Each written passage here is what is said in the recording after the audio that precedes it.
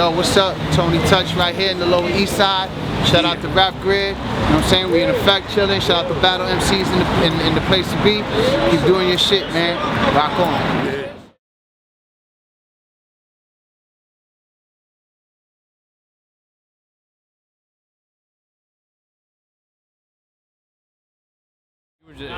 Direct, you were just saying that rappers got like this, they project this I'ma kill you type vibe, like this aggression. And I don't get that in real life. I don't get that worked up, except about things that really affect the world and people's lives.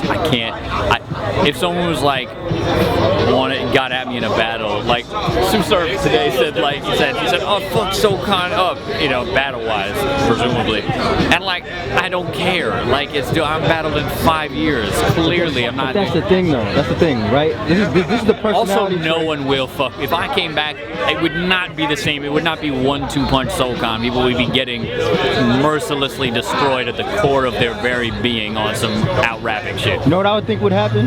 I think you would come back rapping greater than you did in the past. I hope. I think you would have. I don't think that you would be one of these guys that came back and like. All right, let me say it like this. How do you feel when you watch someone come back to battle rap and you're like, if I were to battle again, you kind of fucked it up for me because people are gonna expect me to do that. Like, how does that make you feel? Well, I don't have the same expectations. Oh, you mean? Well, I don't have the same expectations that apply to me as someone like a Lux or a Mook or an Ironwood. You might. I hope not. People need to dial that back because those are three people who have committed so much more to it, to the art form. It's not going to be a very intense, oh my god, there's so much pressure situation, because you have a humorous side to you that some of these guys don't really exercise. Which they should, because people love laughing. They really. I know it. Here's a secret. I'm going to let y'all know. I found this out.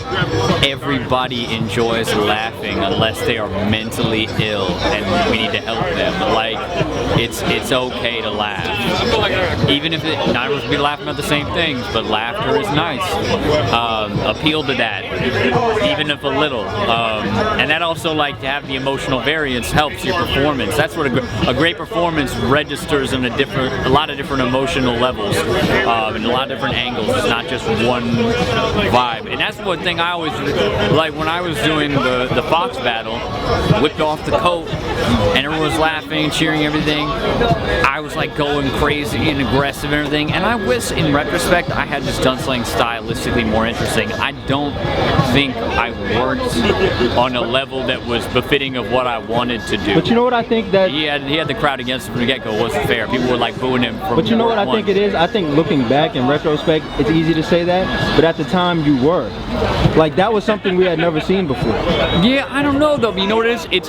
There are bars in that battle. There are bars in all sorts of battles I had where I'm like, I would never say that again. But everything was so last minute. Except for the Smack battles weren't last minute as much because there was too much to remember. But grind time battles, I almost always wrote the day before because I was, when I was still battling, I had a 9-to-5 that was very serious. I was managing my own music career, my group. I was working with my group a lot, doing like 3 shows a week sometimes, like hosting events. Like there was a lot of shit to do. So I basically had 3 jobs. If it was like music, then 9-to-5 and battling. So I couldn't just be like, all right, I'm gonna lock myself away, commit myself to this for weeks at a time to make the best bars possible. I was like, I know how to win. I'm gonna do that. It takes this amount of time to make the product and put it out there. So let me ask you this, because I could ask you a million questions. Yeah. We should probably do this another time, because I need like 2.5 hours. Yeah, no, dude. So I want to end off this section of your Rap Grid interview with, just for the fan who just wants a straight and narrow answer. What does it take for SoCon to battle? One last time. I have to feel like my music career is so well entrenched that the stupid stigma against battle rap that not that people demean battle rap itself, but in terms of battle rappers who make music, it's still this misplaced, idiotic stigma against them. I would have to feel invincible against that. I would have to feel totally impervious to that. So you would need to do like 20 to 40,000 iTunes downloads. Yeah, I mean, no, not even. You know what? thing. Oh, well, yeah, iTunes downloads or purchases, yeah. But like, you know, it's So like. why don't we start like a Kickstarter for people to buy your album on I think we've iTunes tried that. to and I get don't you know to battle? That, you know why? Because people won't do it. People don't want to buy music of battlers. They don't want to listen to it because they don't think about it. They don't even think about it. But if it gets you to battle, they might do it. No one has tried that. But that, you know, the problem with that is, it's like, why not just, if people aren't going to be fucking with the music on the merits of the music, then I'm not going to have them. I'm not going to have those fans really bonded with it, and they're Or not it could be a gonna marketing invested. ploy to get them to say, damn, I actually do like this. True. I'm not a big fan of ploys, or like, I like doing things pretty straight ahead. Well, think about it like this. I put this video out, Yeah. entitle it as such, and people see your explanation, it's no longer a ploy. They understand where it's coming from. But then then they may just not comply with it, and they'll just say, fuck it, it's a ploy. Now we know. If people are gonna fuck with the music, and I hope they do, because I think it's some shit that a lot of people would like. I mean, the people who actually took the time to listen to the shit, and I could tell that because of the difference in the numbers from, and also I like track who's still on a mailing list, who's still on the fan pages and all this shit. Strategies to get people to buy the music, it has to be on the strength of the music, and those who did listen to it, they stick around. I have the analytics for it, and those that don't, they just wouldn't fuck with it anyway. Because battle rap is such a big, different, diverse fan base, different types of people. You have white racists that watch battle rap. It's ridiculous. Like, and it's crazy to make any goddamn sense, but they do. And say they listen to my music and hear me talking about this political shit that goes against them, and, you know, or some dudes who like expect some crazy rah-rah hardcore shit and they don't get that. They may not fuck with it, and that's fine. Or if they just listen to only big pop type shit, cool. I don't know. Well, you know what's another point though?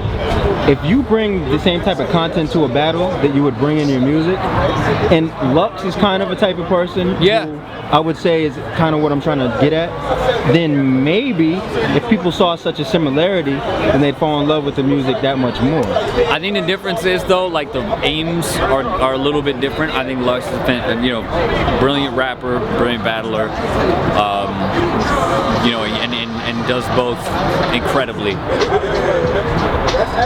But his like a dude like him, there's like a sort of like very lyrical and wants to make these like, and not to say he doesn't have versatility, because he can do a bunch of different styles, different angles.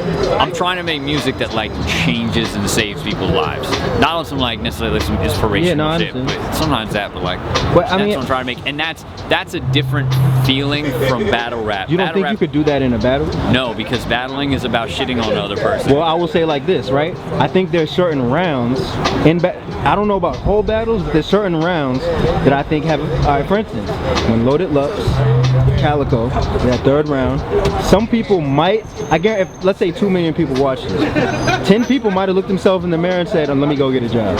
Yeah, but I mean, at the same time, it's like, if I can't, it's tough, because I also think battling at its best is shitting on the other person. Like, I still get it, like so I wouldn't want to just be like, I'm gonna turn this round into a song of mine that doesn't belong. Not to say Lux did something appropriate for the battle, but I can't, it just by the nature of the two crafts, they're gonna be different in how I approach it. I mean, if I were ever do it again, I would be the first to tell you I would not do it how I used to. It would be way more sophisticated structurally and stylistically, and But you'd still be Soul Khan.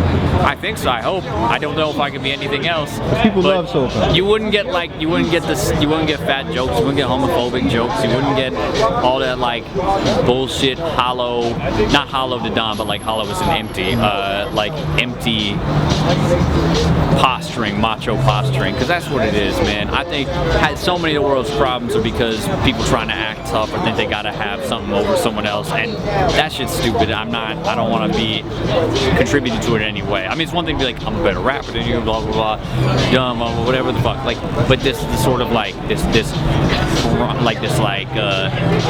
very base primal instinct to be like the tough guy. I can't fuck with it, because it causes more problems than it's worth, and I don't give a fuck what anyone says. The shit that we say in battles does translate into fan fans thinking certain ways about different people, different subjects. It's the same way with all media. You can't divide the two.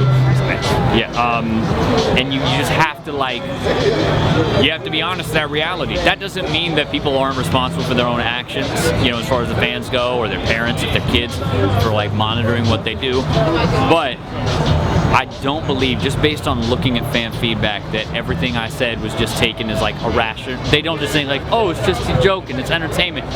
And the thing is, it might be entertainment. It might be entertainment if I call this dude gay, but nothing wrong with being gay, and I don't want to shit on all gay people just because I wanted to get a laugh in a battle. It's not worth it.